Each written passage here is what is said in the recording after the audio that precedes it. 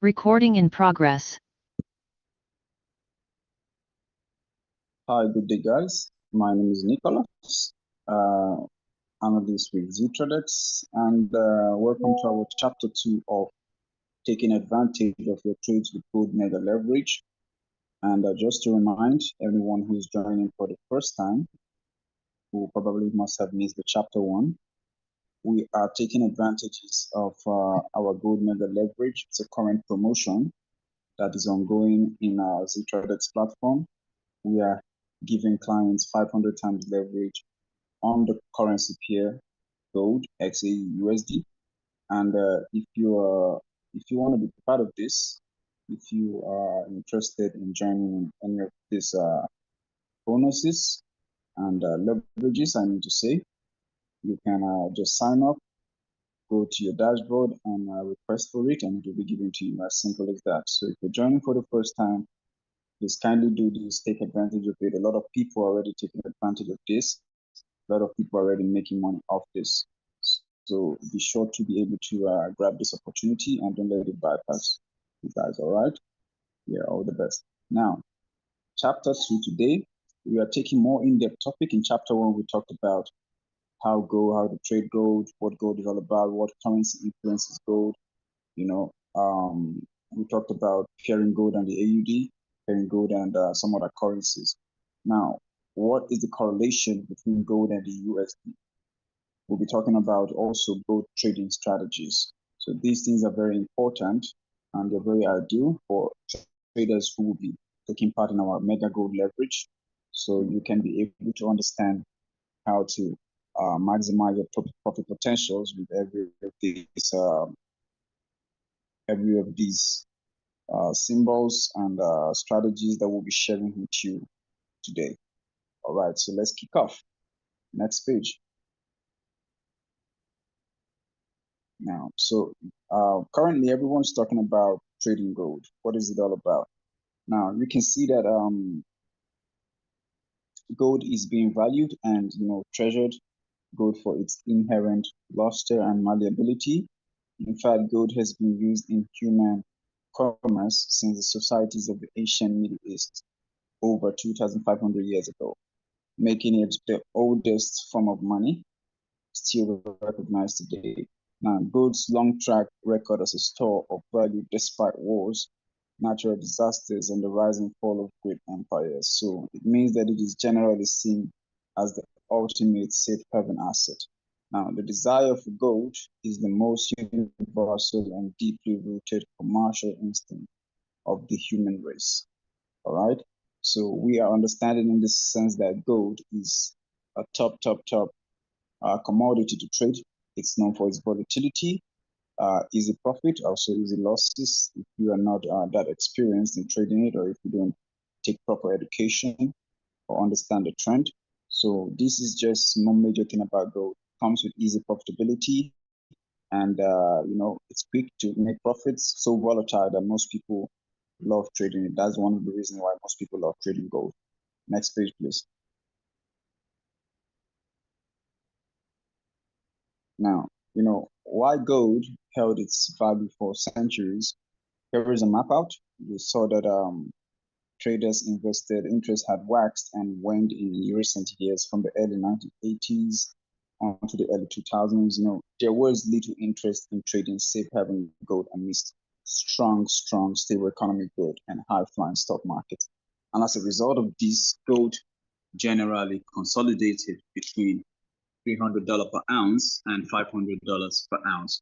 Now, for over 20 years, which was between 1982 to 2002, we saw that interest in gold grew slowly through the 2000s before exploding with the onset of the great financial crisis in 2008. Now, gold prices rose sharply, peaking above $1,900 in late 2011. And after a full, in the mid-2010s, the 2020s saw gold spike once more, hitting a record high of over $2,000 in March 2022. And of course, it has been, been on the limelight, been on the spotlight. A lot of people have been paying attention to spot gold. because of its rise in USD, pricing against the USD in recent times, even down onto the 2020s and 2022s. Next page, please.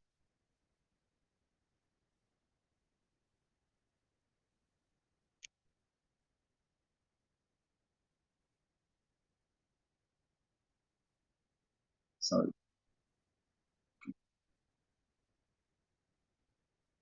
Now, because of its dynamicity, right? The emotions and behaviors of traders tend to drive major trends on the yellow metal. Now, with gold more than any other asset, traders seem to be more than polarized between die-hard gold bugs who believe that gold should be worth $10,000 an ounce, because the likes of the central banks around the world are debasing their currencies, and bearish traders who assert that gold, is a barbarous relic of the past that should be worth closer to $100. Now, historically, one of the most reliable determinants of gold's price has been the level of real interest rates, or the interest rate less inflation. Now, if you think about it, this relationship is purely straightforward. With real interest rates where are low, investment alternatives like cash and bonds, they tend to provide a low or negative return, pushing investors to seek alternative ways to protect the value of their wealth.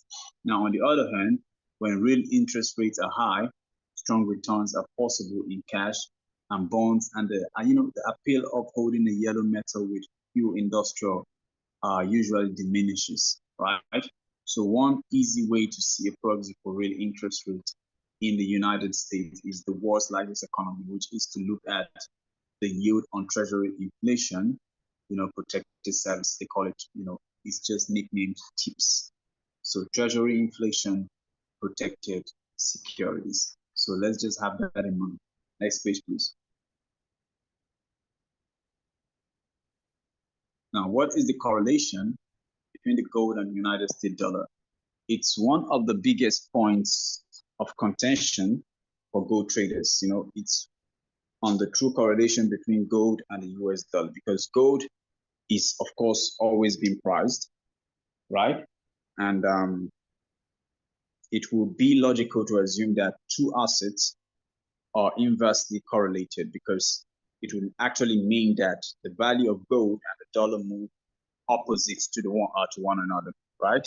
But in a layman's term, it takes fewer dollars to buy 1 ounce of gold. And when the value of the dollar rises, it takes more greenbacks, more dollars to buy an ounce of gold, when the value of those dollars is actually lower. But unfortunately, this overly simplistic view of the correlation does not hold in all cases, because the chart below shows the rolling 100-day correlation coefficient between gold and the US dollar from 2006 to 2012.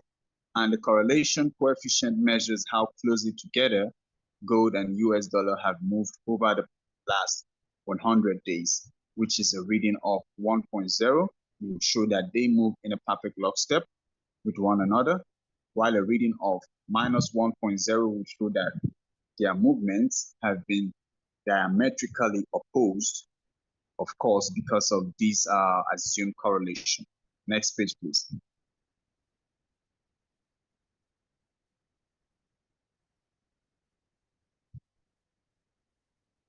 So here we'll be talking about some gold trading strategies.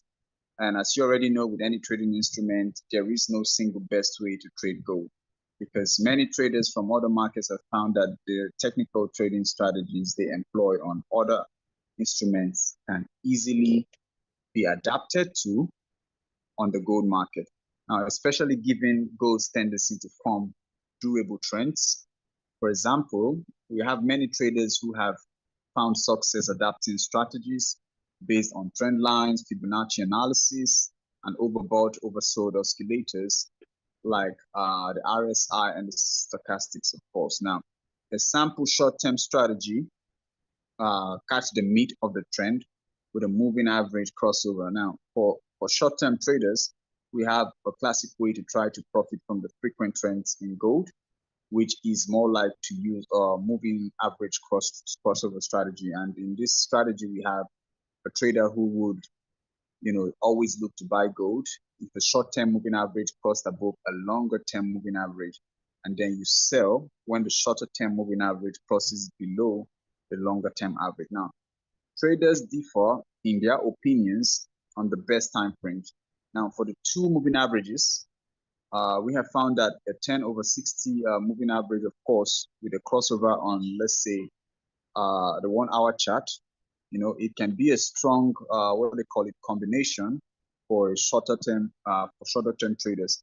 Now, we are historically putting out these settings which have allowed traders to successfully trade the middle portion of a trend. Now, though there is no guarantee of future performance or anything, the chart shows how the strategy actually works out. So it could be applied in the gold market or generally in any market at all. But since we are basically interested in the gold market, this is just one of the most perfect strategies for us to work with. Next page, please.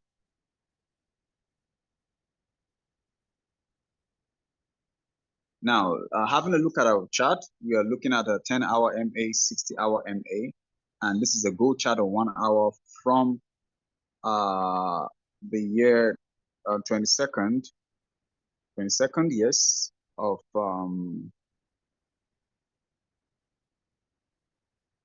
this should be an old chart, of course, but the highlight of this, take a look at the marked areas: the green 1, blue 2, the green area 3, and the last blue area 4. Now, at point 1, the shorter term 10-hour moving average crossed below the longer term 60 period average. Now, this, of course, was suggesting that traders should enter for a sell as the bearish or the downward trend would have been forming or was about to be forming.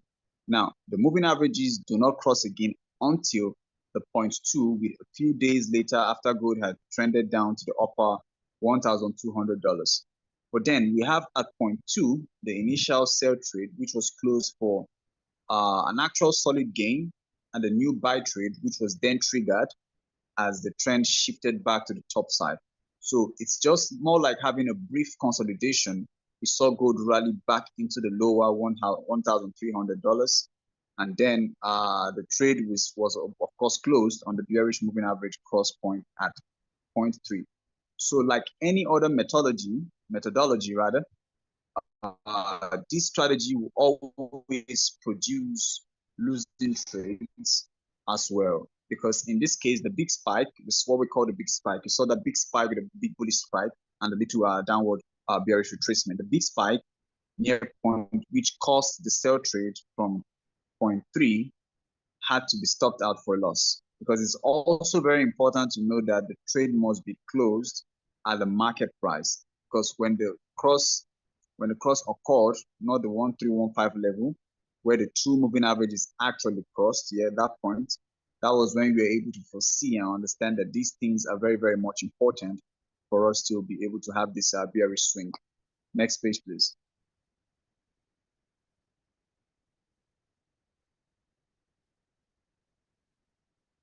So technically, if we were to do some comparison of gold price versus tip yield since 2012, tips yield. Remember we discussed about tips. So having this chart, you're seeing the greenish line chart for tips yield and the blue colored line chart for price. Now, therefore, longer term traders may want to consider buy opportunities if real yields are below 1%. So a level which has been historically supportive of gold prices. Conversely, because if real yields rise above 2%, investors may want to focus more on sell trades. Of course, this relationship between real yields and gold prices always plays out, because over longer term time frames, so shorter term gold traders can generally ignore the level of interest rates. Now, the ability to use a filter based on real interest rate is one of the unique features that traders can use to gain an edge when trading on the gold chart, you know.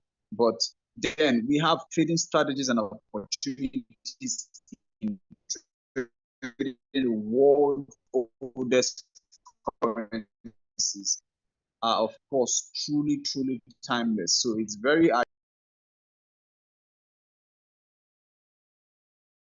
gold, and it's ideal for clients to be able to understand that these strategies are actually helping most traders who are already trading on the Zetradex platform and who are already taking advantage of the 500 times leverage which we are offering to our wonderful clients. Next page, please.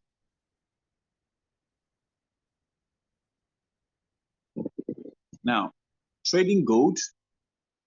Some investors prefer to take physical possession of gold bullion to ensure that they can access it at their own will, but that strategy can be prohibitively expensive because one additional cost to transport, store, protect, and trade the bullion are accounted for, because instead some traders focus on trading the current spot price of gold, which is based on the price of the most active futures contracts on COMEX, Commodities Exchange, of course, in New York, because these futures contracts are actively traded in a central location every single day, because they provide the most accurate, up-to-date prices for gold.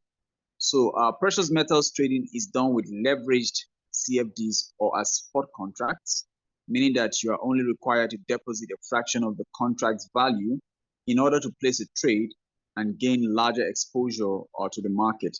So gold offers diversification from other commonly traded markets. So the inverse correlation with the US dollar was covered at length above, and gold has historically moved independently of stock and bond market prices as well. However, we should be aware that there is no guarantee that it will be correlated in the future or due to past performance, which is not indicative of the future result. So spot gold and silver trading is available 23 hours a day from 6 p.m. Eastern Standard Time, Sunday through 5 p.m. Eastern Standard Time Friday. Trading is closed, of course, from 5 p.m. to 6 p.m. ET daily. Spot gold and silver trading also follow CME holiday closures. So it's very ideal, and it's very wonderful for us to be able to key into these things and be the best take the best out of these opportunities. Gold is traded via leverage CFDs or spot contracts that we should know, of course, number one. Number two, the minimum lot size for gold is 1 ounce, and the symbol for spot gold is XAUSD. So these are important tips that we should put in our day-to-day trading of gold activities. Next page, please.